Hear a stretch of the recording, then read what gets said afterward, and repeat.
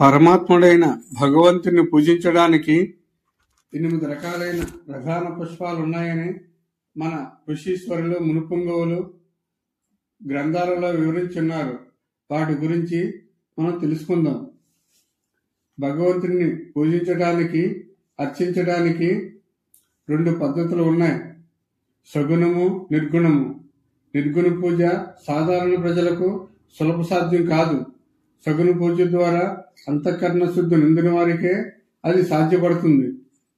భగవంతుడు తన దివ్యవాణిలో పత్రం, పుష్పం, ఫలం, తోయం అని చెప్పినందువలన భక్తుడు భక్తి శ్రద్ధలతో తన కొసంగిన పుష్ప, పత్ర, ఫలాదులను తప్పనిసరిగా స్వీకరిస్తాడు. అయితే మన శాస్త్రాలు, ఋషీశ్వరులు భగవానునికి అధిక ప్రీతికరములైన 8 పుష్పముల గురించి తెలిపి ఉన్నారు.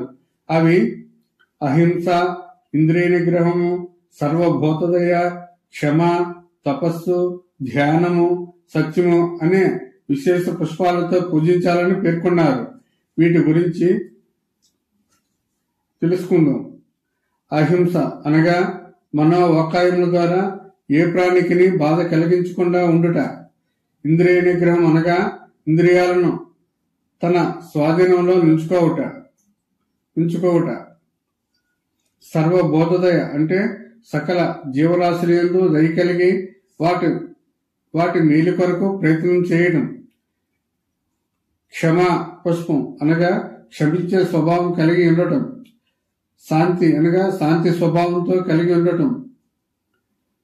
భగవత్ సాక్షాత్కారానికి లేక ఆత్మ సాక్షాత్కారమునకు మనస్సు, ఇంద్రియములను నిగ్రహించి తపస్సు చేయుట తపస్సు అనబడుతుంది. ఈ తపస్సు వలన పాపము నశించి అంతఃకరణ శుద్ధి అవుతుంది. పరమాత్మ యొక్క సచ్చిదానంద లక్షణములను ధ్యానించుట ధ్యానం అనబడును. చివరిదైన సత్యము గురించి ఇలా వివరించి ఉన్నారు: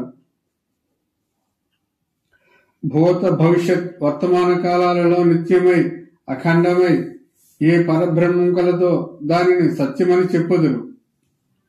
భగవంతుణ్ణి మనమందరం వీటిలో అన్ని పుష్పములతో గాని లేదా ఒక్క పుష్పంతో గాని పూజించాలని, అప్పుడు మాత్రమే మనకు సంపూర్ణమైన ఫలితము, సిద్ధి కలుగుతుందని వారు తెలిపి ఉన్నారు. కాయేన వచా మనసేంద్రియర్వా బుద్ధ్యాత్మనా వా ప్రకృతే స్వభావాత్ కరోమి యద్యత్ సకలం పరస్మై నారాయణాయేతి సమర్పయామి.